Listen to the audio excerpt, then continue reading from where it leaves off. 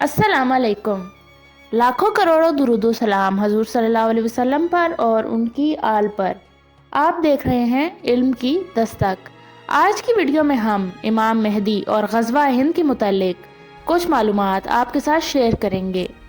Video में मज़ीद आगे बढ़ने से पहले आपसे गुजारिश है कि हमारे चैनल को सब्सक्राइब करें ताकि मज़ीद आने वाली मालूमाती वीडियोस बआसानी आप तक पहुंच सकें। हजूर सल्लल्लाहु अलैहि वसल्लम के मौजज़ात में से एक मौजज़ा ये भी है कि आप सल्लल्लाहु अलैहि वसल्लम ने अपनी उम्मत को तमाम जंगों और इलाकों को फतह करने की खुशखबरी पहले ही सुना दी थी। आप सल्लल्लाहु अलैहि वसल्लम क़यामत तक पेश आने वाले वाक़यात को इस तरह बयान फरमाया करते थे जैसे वो ये तमाम मनाजिर अपनी आंखों से देख रहे हों। मुस्तकबिल के हवाले से हजूर सल्लल्लाहु अलैहि वसल्लम की कई अहादीस में सऊदी अरब से मशरिक की सिमत एक रियासत का जिक्र आता है और वो रियासत इस्लाम की मजबूती में अहम किरदार अदा करेगी। मसलन ग़ज़वा हिंद की मशहूर हदीस जिसके मुताबिक एक इस्लामी लश्कर पहले हिंदुस्तान फतह करेगा, फिर अहले यहूद के खिलाफ फैसला कुन जंग करेगा। इस तरह एक और रिवायत में है, आप सल्लल्लाहु अलैहि वसल्लम ने मशरिक की तरफ इशारा करते हुए फरमाया, जब मेरा दीन पूरी दुनिया में कमज़ोर होगा तो मशरिक से उठेगा। एक और मौके पर फरमाया कि मुझे मशरिक से ठंडी हवाएं आ रही हैं। अब हम बात करते हैं ग़ज़वा हिंद की। क़यामत की बड़ी निशानियों में से एक निशानी ग़ज़वा हिंद भी है। जब हम ग़ज़वा हिंद के बारे में बात करते हैं तो हमारे जहन में बहुत से सवालात आते हैं, जैसे ग़ज़वा हिंद किस किस्म की जंग होगी? क्या ग़ज़वा हिंद मोहम्मद बिन कासिम या मुग़लिया दौरे हुकूमत में लड़ी जा चुकी है? क्या ग़ज़वा हिंद अभी लड़ना बाकी है? ग़ज़वा हिंद कब और कहाँ लड़ी जाएगी? क्या यह किसी छोटे से लश्कर की जंग होगी या फिर लश्करों के लश्कर इस जंग में शामिल होंगे? आजकल सोशल मीडिया पर ग़ज़वा हिंद की पेशगोई बहुत डिस्कस हो रही है। ग़ज़वा हिंद का मतलब है कि मुसलमानों का एक लश्कर हिंद के इलाके से गैर मुस्लिमों से जंग करेगा और इस जंग में मुसलमानों को फतह नसीब होगी।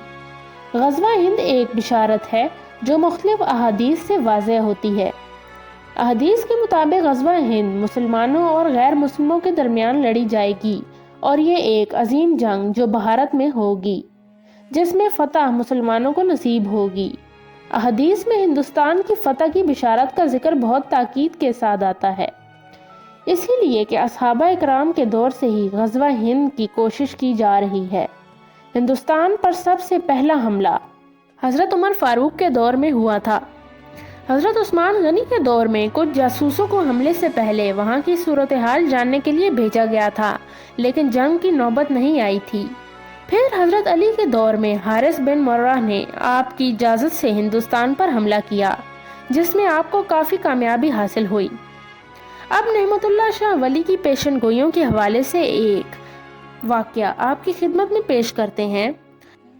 नेमतुल्लाह शाह वली की पेशन गोइयों के बारे में सुनकर एक 25 साल का नौजवान 1857 की जंग आज़ादी में शरीक हो गया। वो फतह के लिए बड़ा पुरुमीद था, लेकिन उस जंग के दौरान उसे एक बुजुर्ग मिले। उस बुजुर्ग ने कहा, तुम्हें जिस फतह की खुशखबरी दी गई थी वो तो ये जंग है ही नहीं, उसमें अभी काफ़ी साल बाकी हैं। अभी एक मुल्क बनेगा जो आलम इस्लाम का मरकज़ बनेगा और तुम उसको देखोगे। यह सुनकर वो नौजवान जंग छोड़कर चला गया और इंतज़ार करता रहा, यहाँ तक कि 90 साल बाद पाकिस्तान बना। पाकिस्तान के खिलाफ बेपनाह साजिशें होने के बावजूद अब तक अल्लाह ने उसे बचाया हुआ है। कैसे? ये वही पाकिस्तान है जो ग़ज़वा हिंद लड़ेगा। पाकिस्तान अल्लाह के राज़ों में से एक राज है। ये महज ज़मीन का एक टुकड़ा नहीं, बल्कि ये एक मुक़द्दस अमानत है। उससे आने वाले वक्त में बहुत से अहम तरीन मामूलात वाबस्ता हैं। जो शख्स इस अमानत में ख़यानत करेगा वो अल्लाह की पकड़ से बच नहीं पाएगा। पाकिस्तान बाबरकत रात यानी 27 रमज़ान को वजूद में आया। ये महज इत्तेफाक नहीं बल्कि इंतखाब था। अल्लाह ने इस सरजमीन को वजूद में लाने के लिए साल की सबसे बेहतरीन रात मुंतखब की। यह तो आपने अक्सर सुना होगा कि इस्लाम के 1400 साल की तारीख में मदीना के बाद पाकिस्तान दूसरी रियासत है जो इस्लाम के नाम पर बनी थी, लेकिन मदीना की मुमासलत का मामला यहीं तक महदूद नहीं। मदीना को इस वक्त बुत परस्तों से ख़तरा था اور ان مشرکوں کی مدد یہودی کر رہے تھے۔ اور آج 1400 سال بعد اگر ہم دیکھیں تو پاکستان کو بھی سب سے بڑی مشرک بت پرست ریاست بھارت سے خطرہ ہے، اور اس بت پرست ریاست کی مدد اسرائیل یعنی یہودی کر رہے ہیں۔ مزید دلچسپ بات یہ ہے کہ مدینے کے مشرکوں کے خلاف 3 جنگیں ہوئی تھیں، اور چوتھی جنگ فیصلہ کن ثابت ہوئی تھی، جس میں مکہ کو فتح کر لیا گیا تھا۔ پاکستان کی بھی بت پرستوں کے ساتھ اب تک 3 بڑی جنگیں ہو چکی ہیں، اور چوتھی کے بارے میں کہا جاتا ہے کہ وہ فیصلہ کن جنگ ہوگی۔ پاکستان اور مدینہ دونوں کے ناموں کا مطلب بھی ایک ہی ہے، یعنی پاک لوگوں کے رہنے کی جگہ۔ اب بزرگوں کی پیشن گوئیوں پر بھی غور کریں۔ شاہ نعمت اللہ ولی نے آج سے 850 سال پہلے پاکستان کے بننے کی پیش گوئی کی تھی، بلکہ اس ملک سے اللہ نے جو کام لینے ہیں اس کے بارے میں بھی بتا دیا تھا۔ وہ سب معلومات ہم اپنی فیوچر پریڈکشن سیریز میں آپ کے ساتھ شیئر کر چکے ہیں۔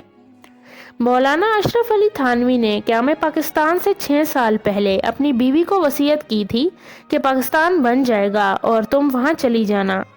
خان آف کلات کو حضور صلی اللہ علیہ وسلم خواب میں آئے اور کہا پاکستان کے ساتھ شامل ہو جاؤ۔ صوفی برکت علی نے فرمایا تھا کہ ایک دن پاکستان کی ہاں اور نہ دنیا کی ہاں اور نہ ہوگی۔ بات صرف ہمارے بزرگان تک محدود نہیں، بلکہ اگر آپ ہندو پنڈتوں کے ذائچوں کی پیشگوئیاں بھی سنیں تو کہا جاتا ہے کہ قیام پاکستان کے بعد گاندھی نے اپنے پنڈت نجومی کو بلا کر ذائچے بنوائے، اور انہوں نے کیا دیکھا کہ پاکستان اور بھارت میں 4 جنگیں ہوں گی اور چوتھی جنگ فیصلہ کن ہوگی۔ گاندھی نے یہ تو نہیں بتایا تھا کہ جنگ کا فاتح کون ہوگا، لیکن نعمت اللہ شاہ ولی نے 850 سال پہلے ہی جنگ کے فاتح کے بارے میں بتا دیا تھا۔ پاکستان آبادی کے لحاظ سے سب سے بڑا اسلامی ملک نہیں ہے، لیکن اس کے باوجود سب سے زیادہ مساجد، عالم، حافظ اور حاجی پاکستان میں پائے جاتے ہیں۔ دنیا میں دعوت و تبلیغ کا سب سے بڑا مرکز پاکستان میں ہے۔ پاکستان کو اللہ تعالیٰ نے دنیا میں سب سے اہم اسٹریٹجک لوکیشن دی ہے، اور دنیا کی کئی بڑی سپر پاورز بیک وقت کسی نہ کسی طرح سے پاکستان پر ڈیپینڈنٹ ہے۔ کہا جاتا ہے کہ اگر پاکستان صحیح معنوں میں اپنے زمین سے پیداوار حاصل کرے تو پورے براعظم ایشیا کی ضروریات پوری کر سکتا ہے۔ حضرت امام نسائی رحمۃ اللہ علیہ نے غزوہ ہند سے متعلق احادیث پر ایک باب رقم کیا ہے، جس میں آپ نے 3 احادیث کی روایت کی ہے۔ ان میں سے 2 احادیث کے راوی حضرت سیدنا ابو ہریرہ ہیں، اور ایک حدیث کے راوی حضرت سبحان رضی اللہ تعالیٰ عنہ ہیں۔ آپ روایت فرماتے ہیں، حضرت ابو ہریرہ سے مروی ہے، کہا رسول صلی اللہ علیہ وسلم نے ہم سے غزوہ ہند کا وعدہ فرمایا ہے، پس اگر میں نے اس غزوے کو پایا تو میں اس میں اپنی جان اور اپنا مال خرچ کر دوں گا۔ اگر مجھے قتل کر دیا جائے تو میں سب سے زیادہ فضیلت والے شہداء میں سے ہوں گا، اور اگر میں لوٹ آؤں گا تو میں آگ سے آزاد کیا ہوا ابو ہریرہ ہوں گا۔ رسول صلی اللہ علیہ وسلم کے آزاد کردہ غلام حضرت ثوبان سے مروی ہے کہ رسول صلی اللہ علیہ وسلم نے فرمایا، میری امت میں سے 2 گروہ ایسے ہیں جنہیں اللہ نے جہنم کی آگ سے محفوظ رکھا ہے۔ ایک وہ گروہ جو ہند پر حملہ کرے گا، اور دوسرا وہ گروہ ہے جو حضرت عیسیٰ بن مریم علیہ السلام کے ساتھ ہوگا۔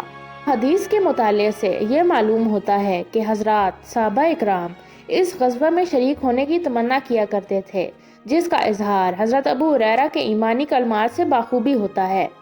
آپ رضی اللہ تعالیٰ عنہ نے اس بات کا بھرپور طور پر اظہار کیا کہ اگر مجھے وہ دور نصیب ہوا جس میں غزوہ ہند ہوگا تو میں اپنی جان، مال، میراث اور اپنا سب کچھ اللہ کی راہ میں قربان کر دوں گا۔